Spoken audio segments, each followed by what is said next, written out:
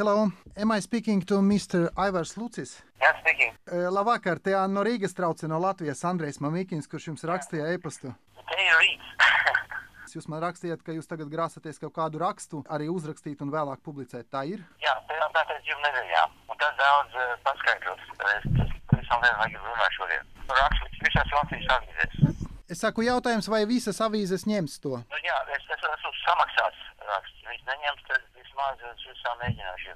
Ja jūs varētu to pateikt, kas ir noticis? Jūs zinājāt par Kristovski, par partijas pozīciju pirms tam, pirms gada, pirms 2? Jā, nu, es arī iestājos pilsēm tieši Kristovska dēļ, kad viņi tā filma Padomu stāsts iznāca. Nu, tā bija svarīga filma, un tad viņš sāk to jaunu partiju tieši tās filmas dēļ, un viņa dēļ es iestājos pilsētas savienībā. Vai jūs zināt, ka partija tagad nolēma atgriezt atpakaļ jums jūsu naudu, es minēju ziedojumus, bet arī ne uzreiz, bet pa daļām? Viņi man nav to pašu pateikuši, es to lasu, avīzēs, e-mailos es to lasu, jā. Kāda ir jūsu attieksme, ka tas ir pareizi, ka jūs it kā ziedojat partijai, tagad partija met atpakaļ tā kā, es nezinu, kaulu suņiem vai kā jūsu naudu atpakaļ? Ko to teikt?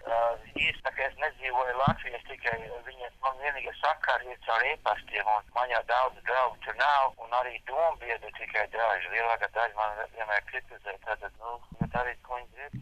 Es arī lasīju, ka jūsu klinikā, kur jūs strādājāt, notikusi dienesta izmeklēšana attiecībā uz jūsu gadījumu. Vai tā ir taisnībā, un ja jā, tad ar ko tā beidzas? Es nezinu, bet to es negribu runāt. Vai jūs plānojat braukt uz Latviju tuvākā laikā? Tuvākā laikā ne, tikko atgriezos. Normāli braucu uz Latviju 2 reizes gadā, pavasarī un rudenī. Un es jau visiem paziņoju, braucu atpakaļ. Es jau tur biju vēlēšanas laikā. Es jau visiem draugiem paziņoju, ka varbūt pavasaris nebraukšu. Vispār nebrauksiet? Pavasarī ne, bet rudenī droši nākošu gadu. Pavasarī ir, ja nav kas, ko darīt tur, tad jūtas brauciens no šejienes. Tā kā sanāk tā, ka vēl gadu jūs nebūsiet Latvijā, vai ne? Ja būs kaut kas svarīgs, notiks, teiksim, uz ārkārt vēlēšana, kaut kas tāds, tad es braucu pavasarī arī. Bet tagad droši tikai rudenī, bet pa pavasarī es vēl nezinu. Vai jums nebija tādas domas, ka varbūt jums arī pašam būs jāiziet politikā, kļūt par deputātu, tikt pie Latvijas varas un kaut ko darīt politikā? Nē, īstenībā. Es jau, es tikai Latvijas bijis 5-6 nedēļas gadā, 20 gadus, un es pat daudzām lietām nezinu. Ja man kāds par to runāt nopietni, tad es domātu, ka šim neviens to nav darīt. Ko jums nozīmē Latvijā? Ko jums nozīmē šis vārds? Tā ir dzimtene, es jau domāju. Es visu rietumos domāju, ka tas nāc daudz savādāk. 91. gadā, kad es Latvijā bija daudz, un mums domāju braukt atpakaļ, bet uz Latviju, kā tagad ir ļoti, es redzēju, ka Paigli ir labs piemērs tam. Viņi taču bijuši Latvijā ilgu laiku. Tagad paziņoja, ka vēl sapratīs uz Ameriku, tāda, ka viņas meita dēļ, un meita brauc prom no Latvijas, ka tā ir par daudz pārkrīvas tagad, nav latviska. Tādēļ es arī neviezos.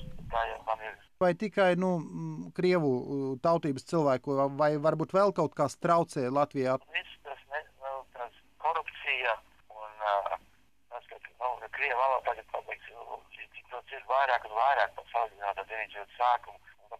Arī korupcija, kad nav vienīgi godīgi cilvēki augstās pozīcijās Latvijā. Vismaz līdz šiem. Sakiet, jūs tiešām nevarētu vienādi ārstēt latviešus un krievus, vai tas ir vienkārši neveiksmīgi pateikta frāze bija? Par to jums jāgaida 2 nedēļas. Kad būs uzrakstīts jūsu raksts? Rakstā būs, jā. Tā ir tikai teorētiska lieta, kas nekad neesmu to mēģinājis. Bet jums gadījās sniegt medicīnisko palīdzību Krieviem Amerikā? Nekāda problēma nav. Kāpēc tas skandāls, jūsuprāt, Latvijā sacēlies dēļ šīs frāzes par krieviem latviešiem un to ārstēšanu? Es domāju, ka tas ir ne pēc mani, bet pēc Kristovski, un ko viņš jau rakstīts, viņš jau saprot labāk. Kā es saprotu, tas ir ko es lasīju, atmaksas Kristovski par to filmu, Padomu stāstu, un arī tie slikti Latviju tā partija. Es jau visu nesaprotu no politikas. Tas ir pret viņu galvenais vārds. Es domāju, ka sasniedz centrs un Kremlis domāju, viņam būs labi, viņi sasniegs vairāk šīs vēlēšanās, tā būs tāpat kā Rīgas domē, kad sasniedz centrs kopā ar tiem oligārkiem, Šķēlu un Švesaru, kopā dabūs paņems vārdu, tāpat kā Rīgas domē. Kad es neiznācu, tad viņi dusmīgi. Tagad viņam 1. nākamā dienā gandrīz darbā. Nu, tas turpināsies. Un tad, laikam, mans pēdējais jautājums ir, ka es neslēpšu, ka es esmu pēc etniskās izcelsmes krievs. Mani sauc Andrejs, uzvārds Mamikins, kā es jums rakstīju. Un mūsu televīzijas kompānija ir Latvijas, bet strādā krievu valodā. Vai jums ir kaut kas nepieņemams, teiksim, mūsu konkrētā gadījumā, mūsu darbā? Protams, nē. Taču, ja krievi lojāli Latvijai, nu, teiksim, ja pusmiljons krievi brauc prom, tas otrs pusmiljons, kas palika, tad tas būtu, es jau daudz plusiņus pēdējušo vēlēšanā krieviem.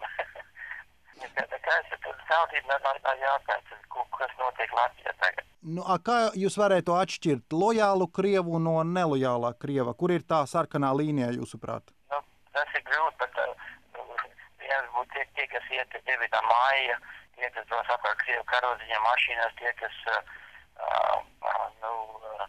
attiecās runāt latviski, kaut arī viņi zina, un tad spiež latviešiem runāt krieviski katru dienu.